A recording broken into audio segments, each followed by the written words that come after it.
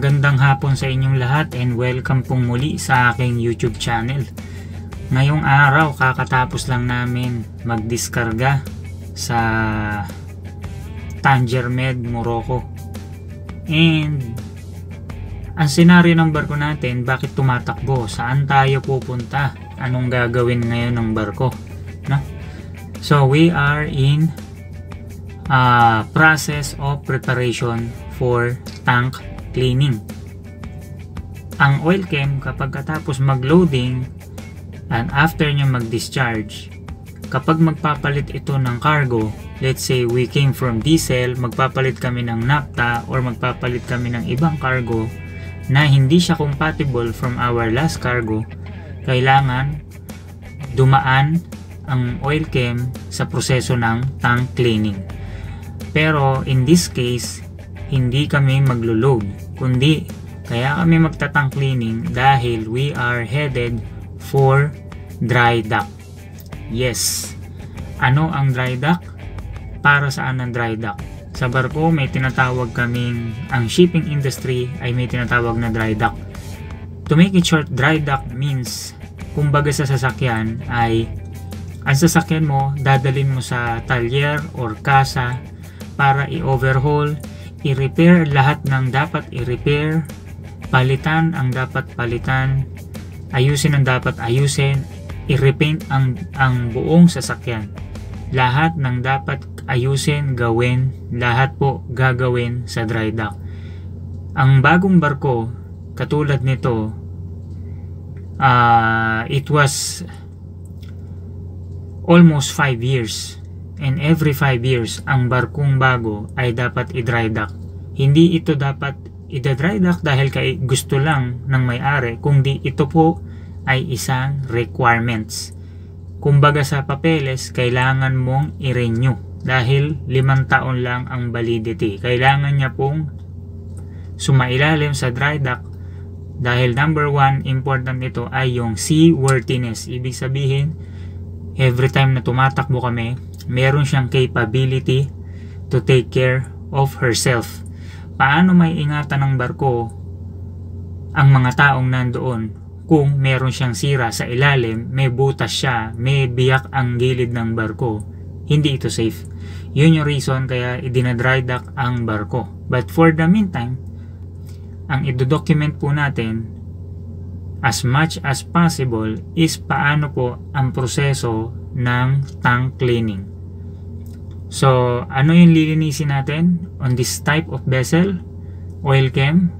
We have 1, 2, 3, 4, 5, 6 and slap wings. Ibig sabihin, kabilaan na tangke. Lahat po yan, wawashingan, lilinisin at imamapping yung loob. As in, idadry po ang loob ng tangke.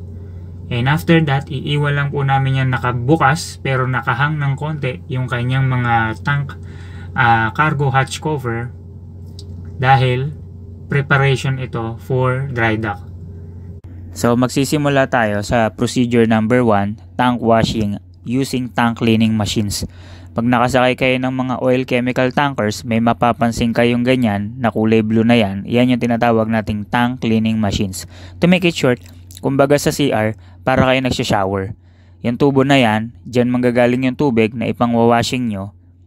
And then, kapag tumatakbo na yan, dahil driven siya ng tubig, meron siyang pressure at iikot yan na katulad ng ganyan. Meron yan degrees na umaakit, bumababa dahil umiikot yan sa ilalim ng tangke. Dahil kailangan naming initin ang tubig na ipang-washing namin na tinatawag na hot wash, ay meron niyang line up sa loob ng tank cleaning heater.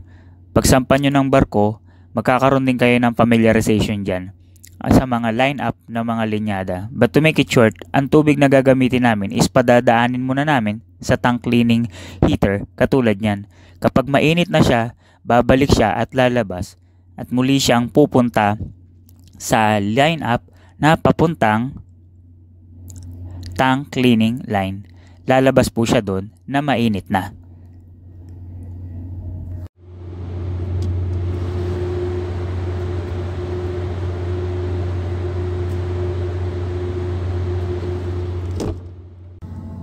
So, ayan o. Yung status ng tank cleaning namin, nandito na siya, kami sa 6. Nasa 6 port na, ayun si partner.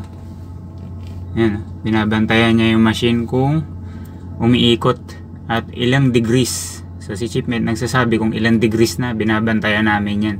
Para ma-monitor niya kung saan na nagwa-washing yung nozzle ng tank cleaning machine. So yung earlier na video na nakita nyo nagbabantay ako, diba? So ganyan din yung ginagawa namin. Kumbaga, automatic may hawak kang pang washing sa kamay, pero ang nagwa-washing is automatic na driven by tank cleaning machine. Once na may matapos ng mga tangke na nawashingan, gagawin namin, bubuksan namin ng crack open yung mga cargo hatch covers. Crack open means konti lang. Bakit? Kasi lalagyan namin to ng mga water driven blowers. Ngayon, kapag sumaksyon na siya ng fresh air, ipapasok niya ito sa loob ng tangke at meron siyang air duct na tinatawag na dinudugtong namin para umabot yung hangin na fresh air sa ilalim ng tangke at isusuka niya ngayon yung gases na nasa loob.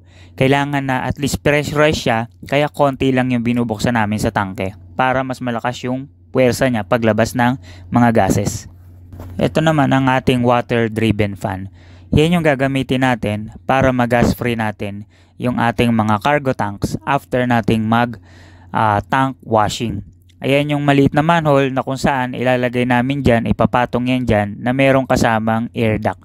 Ipapasok yan doon para umabot sa ilalim ang hangin at ilabas niya sa ibabaw ng cargo hatch covers. Driven siya ng seawater, meron siyang inlet and outlet. So after natin mailagay yung mga hydro blowers, maghahantay tayo around 6 to 8 hours para mag-gas free natin ang mga tangke at kukuhaan niya ng oxygen ni Chipmate bago namin pasukin. Makalipas ang ilang oras ay ready na yung one wings cargo tanks. Nakuhaan na ni Chipmate ng oxygen at pwede na namin pasukin. Nandito na ngayon tayo sa third procedure, which is yung ating cargo tank mapping and drying. Kapag bumababa kayo ng railings, mag-ingat kayo at huwag kayong bibitaw dun sa railings kasi mahirap, baka tayo ay madulas sa tangke. And yun nga, ang partner ko ngayon dito ay si Pampy. Dalawa kaming maglilimas ng tubig at i-dry yung ilalim ng tangke. Inabot na nga kami ng gabi. Sa pagpasok ng tangke, halos nagsisimula pa lang kami. And then, ayan, kung mapapansin nyo, yan yung ating Framo pump na nililimas dun sa ilalim. Yan yung nagsasaksyon ng ating cargo kapag magdi-discharge tayo. So magsisimula na tayong mag-mapping at mag-drying ng tangke. Mahirap din to kasi nga ako yung nagka-camera. Wala namang ibang cameraman kundi ako lang. So ayan na, malapit na ako dito sa baba. At ang ginagawa namin dyan ay ginagamitan muna namin ng welding pump or yung tinatawag na diaphragm. Yan yung pansuction namin ng natitirang tubig kapag ang Framo pump nag-discharge at umiyak na siya or hindi na kaya ng pump. Pagkatapos niyang mag-discharge, meron po yung matitirang tubig. Yan yung kailangan naming limasin kasi hindi na siya kayang isaksyon ng Framo pump. To make it short, ginagamitan namin siya ng welding pump at maliit na hose kasi nga, kumbaga sa milk tea, pag uminom ka ng milk tea at ang straw mo ay malaki, may uubos mo yon. Pero kapag konti na lang ang laman, hindi na siya masasaksyon ng malaking straw. Hindi mo na siya mahihigop. Ang kailangan mo gamitin ay ang straw na maliit. Yan ang purpose niyan. Kaya namin ginagamitan ng welding pump. May mga tubig sa ibang bahagi na kailangan mo itulak sa bill mouth na tinatawag. Yan yung parang kanal na nakalubog yung Framo pump. And kung mapapansin nyo, yan din yung ating Framo pump at yan yung ating stripping line na ginagamit. Makikita nyo na madilim sa loob kasi halos gabi na. Even pag umaga, hindi yan masyadong maliwanag. Madilim talaga sa loob ng tangke. Kaya kailangan meron kayong flashlight na dala at as much possible, doble ang flashlight na dala nyo. Mag-ingat kayo kasi minsan may mga area na sometimes madulas ang loob ng tangke. Kaya dapat dahan-dahan lang sa pag-mapping at paggalaw nyo sa loob ng tangke. Halos malapit na rin kaming matapos dahil konti lang naman halos ang laman ng nasa bill mouth or yung pinakakanal na nasa ilalim ng Framo pump. After nyan, idadry namin yan ng gusto kasi kailangan yan mapicturan ni Chipmate para isend sa office at makita na nalinis namin. Kapag di na siya masaksyon ng welding pump, ginagamitan na namin ito ng dustpan para salukin ng mano-mano at ilagay dun sa timba na dala namin. Kung mapapansin nyo, ginagamitan na ni Pampi ng dustpan para yung tubig na natira ay mahakot at malimas pa rin namin.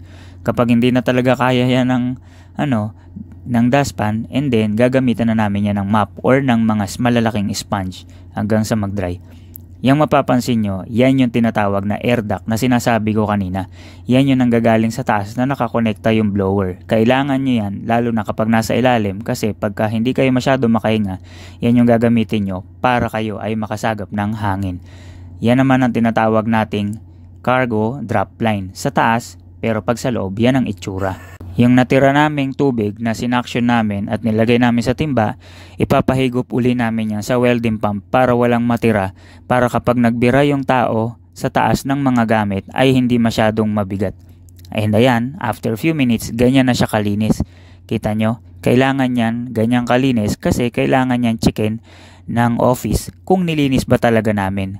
And yan namang hinawakan kong yan yung ating stripping line, tandaan nyo.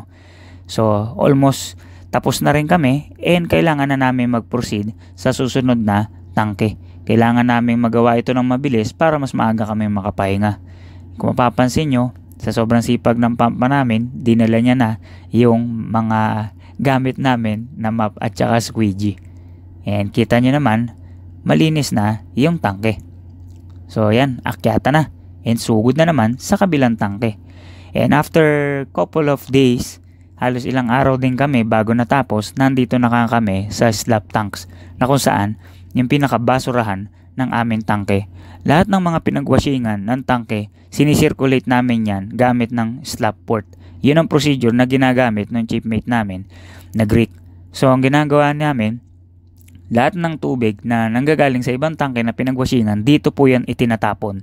And then, kapag na-discharge na ito sa residual oil tank na ilipat na, yung remaining yan is malangis po yan.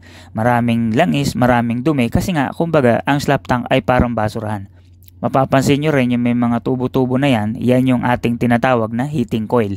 Ayan naman ang ating welding pump. Yan yung tumutulong sa amin para hindi namin manumanuhin yung tubig na natira. Sinasaksyon yan via air-driven siya para masaksyon siya. Mapapansin nyo, bula-bula pa nga yung langis nasa ibabaw pa. Visible talaga yung langis niya kasi nga ang langis ay mas magaan kaysa sa tubig. Ang tubig ay mabigat kaya nasa ilalim siya. Kumbaga sa teleserye, tubig at langis. Alright! And then makalipas ang ilang oras, yun, natapos na rin namin ang paglilinis ng mga cargo tanks. Meron pa kaming natitira na slab starboard at ROT.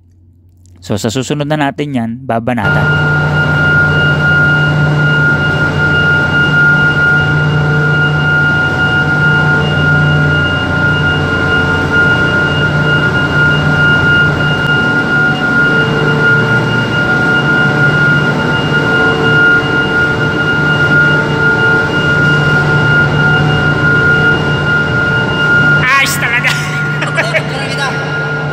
Nagustuhan mo ang video na ito, don't forget to like, share, and subscribe.